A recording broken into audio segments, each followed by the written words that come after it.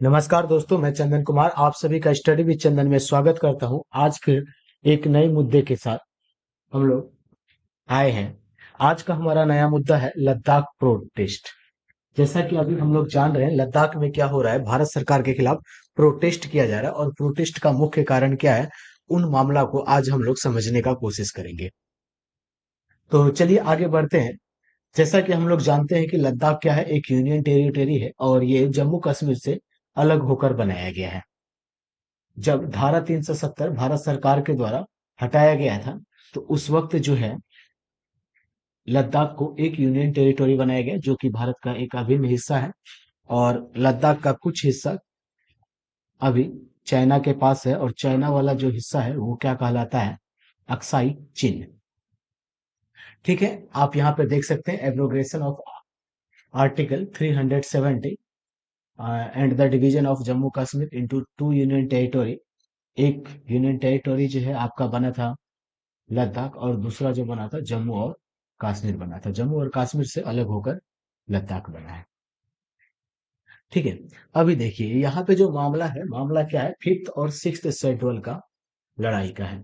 तो अभी जो लद्दाख के अंदर प्रोटेस्ट चल रहा है, तो लद्दाख के जो लोगों का मानना है कि उनको जो है सिक्स्थ शेड्यूल दे दिया जाए, लेकिन भारत सरकार जो है उन्हें फिफ्थ शेड्यूल देने के लिए तैयार है। और फिफ्थ शेड्यूल पर बात मान गए हैं, लेकिन सिक्स्थ शेड्यूल नहीं दे पा रहे हैं।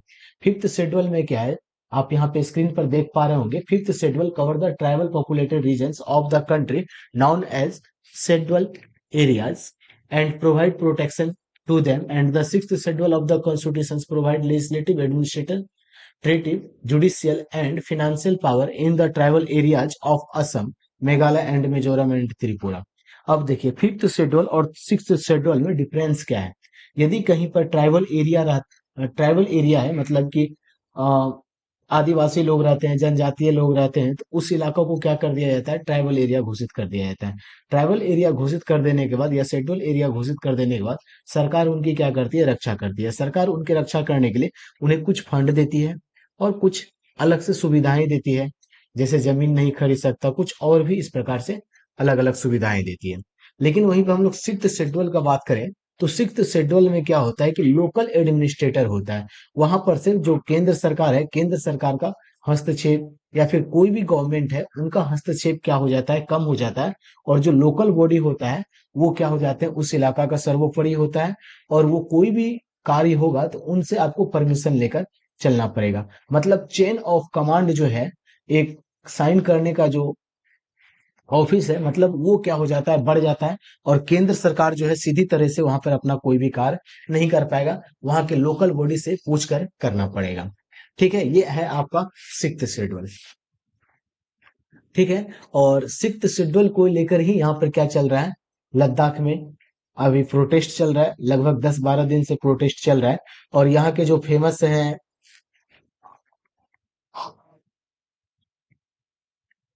व्यक्ति, आप लोग नाम सुनेंगे, सोनम वांगचुक का, ये इस प्रोटेस्ट को लीड कर रहे हैं और ये 10-12 दिन से प्रोटेस्ट पर बैठे हुए हैं और सिक्स्थ शेड्यूल का डिमांड कर रहे हैं, जो कि भारत सरकार अभी इनके बातों को मानने को तैयार नहीं है। तो अब देखिए रीजंस क्या है कि क्यों इन लोग सिक्स्थ शेड्यूल का डिमांड कर रहे हैं। तो पहली बात देखिए, लद्दाख एक क्या छोटा सा जगह है। ठीक है, और जब इनको अलग यूनियन टेरिटरी बनाया गया था, तो ये लोग उस वक्त खुश हुए थे कि भारत सरकार इन्होंने इन्हें क्या किया, जम्मू कश्मीर से अलग कर दिया गया। क्योंकि इनका मामला को कोई सुनता नहीं था। जम्मू कश्मीर एक बड़ा स्टेट था, जम्मू कश्मीर के सिर्फ स्टेट का नाम लेकर लद्दाख को क्या कर दिया जाता था, नजरअंदाज कर दिया जाता था, इसे अलग थलग कर दिया जाता था। लेकिन जब भारत सरकार 370 धारा हटाए, तो उस टाइम पे इन लोगों को उम्मीद जगी कि अब जो है हम लोगों के लिए काम होगा। तो काम तो हो रहा है, लेकिन फिर भी कुछ इशू आ रहे हैं। इशू क्या आ रहा है कि इन्हें अपनी पहचान नहीं मिल पा रही है। जैसा कि छोटा इलाका होने के कारण यहाँ पर जो है एक ही कल्चर जो है फेमस है। और वो कल्चर जो है इन लोगों का, अब इन्हें लग रहा है कि उनके कल्चर पर क्या आ जाएगा, डेंजर आ गया है। ठीक है, खतरा आ गया है। खतरा क्यों, कि अलग से दूसरे दूसरे जगह से लोग जाकर वहां पे बसेंगे, तो वो क्या करेंगे, अपने अपने कल्चर को वहां पे प्रोस्टिट्यूट करेंगे, लागू करेंगे। तो जिसके कारण इनका कल्चर क्या हो जाएगा, समाप्त होगा। तो सबसे बड़ी जो लड़ाई है यहाँ पर कल्चर को लेकर है। और तीसरा चीज जो है वो है आपका पावर भी बोल सकते हैं, पावर टसल भी एक प्रकार से है। जो उस इलाका को क्या करना चाहता है, अपने अंडर रखना चाहता है। लेकिन गवर्नमेंट ऑफ इंडिया जो है वो ऐसा नहीं कर सकती। क्यों नहीं कर सकती? क्योंकि लद्दाख जो है बॉर्डर इलाका है और चाइना का जो अक्साई चीन है वो सटा हुआ है। जैसा कि हम लोगों को मालूम है, हाल फिलहाल में ही न्यूज आया है, अब जैसे देख सकते हैं यहाँ पर जो आर्मी चीफ है मनोज पांडे, उन्होंने हाल फिलहाल में अपना एक न्यूज दिया और उन्होंने ये उस न्यूज में इन्होंने बताया क्या कि किस प्रकार से जो है चीन जो है बॉर्डर के किनारे रोड बना रहे हैं बहुत तेजी से। अब चीन बहुत तेजी से बॉर्डर के किनारे रोड बना रहे हैं तो यहाँ पर भारत सरकार को भी रोड बनाना पड़ेगा। यदि लद्दाख के लोगों को सिक्स्थ शेड्यूल में रख दिया गया तो अब जो भी काम करना पड़ेगा वो क्या करना पड़ेगा, वहां के सबसे पहले लोकल को पूछना पड़ेगा। अब लोकल वहां पर से परमिशन लेना पड़ेगा। अब यदि परमिशन नहीं देंगे तो ये डेवलपमेंट का काम नहीं कर पाएंगे और डेवलपमेंट का काम नहीं कर पाएंगे तो मतलब फिर से चाइना से पीछे। और जब भविष्य में यदि कभी लड़ाई हो जाती है तो भारतीय सैनिक क्या पड़ जाएंगे, कमजोर पड़ जाएंगे वहां पर। तो पहला जो मुद्दा है सिक्योरिटी के कारण जो है भारत सरकार इनको शेड्यूल सिक्स के अंदर नहीं रखना चाह रहे हैं।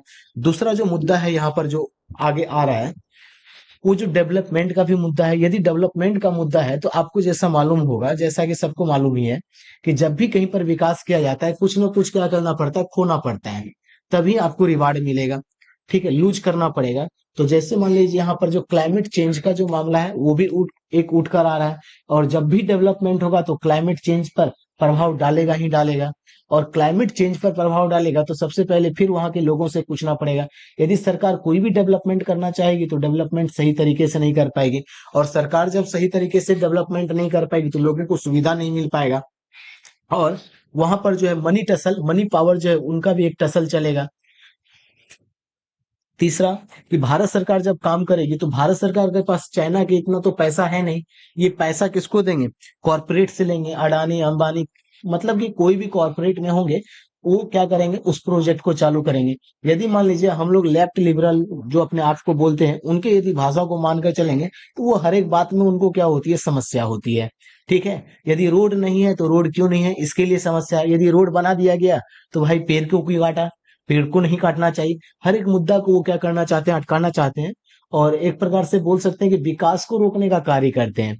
ठीक है, तो ये लेफ्ट लिबरल का माइंड सेट रहता है। तो अब देखिए यहाँ पे क्लाइमेट चेंज का मुद्दा पे जो भी लेफ्ट लेफ्टिस्ट है या फिर सूडो लेफ्टिस्ट है या सूडो लिबरल है, वो क्या करेंगे, फिर एक चीज को लेकर आएंगे कि केंद्र सरकार क्या कर रही है, अडानी अंबानी को आगे बढ़ाना चाहती है। जबकि वास्तविकता ये है कि भारत सरकार के पास इतना हर एक जगह पैसा नहीं है कि वो क्या कर सके, डेवलपमेंट कर सके।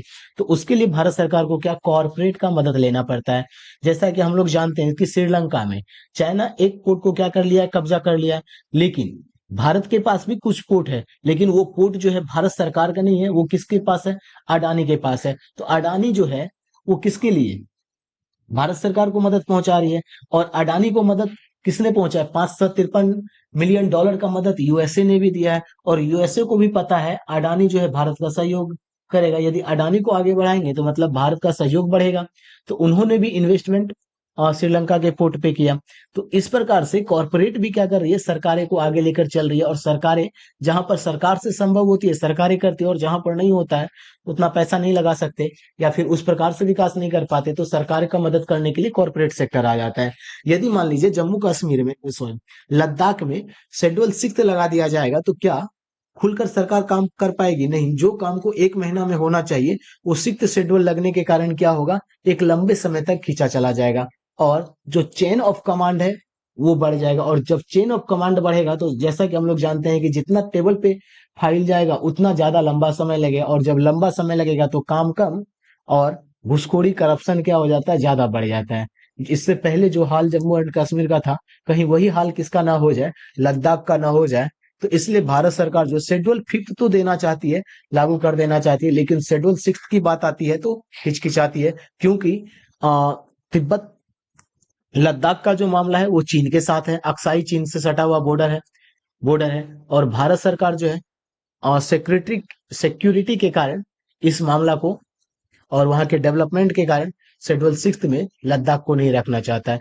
तो ये मामला का हल जो है दोनों सरकार और वहां के जो प्रोटेस्टर है दोनों को मिलकर ही निकालना पड़ेगा।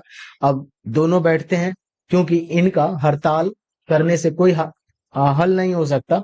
और जब तक एक दूसरे के साथ मिलकर बैठकर बातचीत नहीं करेंगे और तब तक इनका कोई समाधान नहीं हो सकता। तो भारत सरकार को भी क्या करना चाहिए, कुछ रियायतें देनी चाहिए। यदि मान लीजिए वो अपने कल्चर के लिए कुछ करना चाहते हैं तो कुछ आ, किसी प्रकार का एक कानून लेकर आए या फिर कुछ भी करे, तो वो कल्चर को वहां पर क्या करे, सेव करे। और साथ ही साथ भारत के जो सिक्योरिटी है उसकी भी रक्षा करे, उसका भी ध्यान रखते हुए काम करें। और जो डेवलपमेंट है, डेवलपमेंट का भी काम चले। तो मतलब सारे काम को लेकर और वहाँ के जो लोकल है उनका भी ध्यान अच्छे से रखा जाए। तो यही आज का न्यूज़ था। तो आज के लिए बस धन्यवाद। और आप हमारा चैनल सब्सक्राइब कीजिए, स्टडी विद चंदन, और अपने दोस्तों तक इस चैनल का लिंक शेयर करें, और ताकि ज्यादा से ज्यादा लोग हमसे जुड़े और हमारा परिवार जो है स्टडी विद चंदन बड़ा हो। धन्यवाद once again. Best of luck, good luck, have a nice day. Thank you.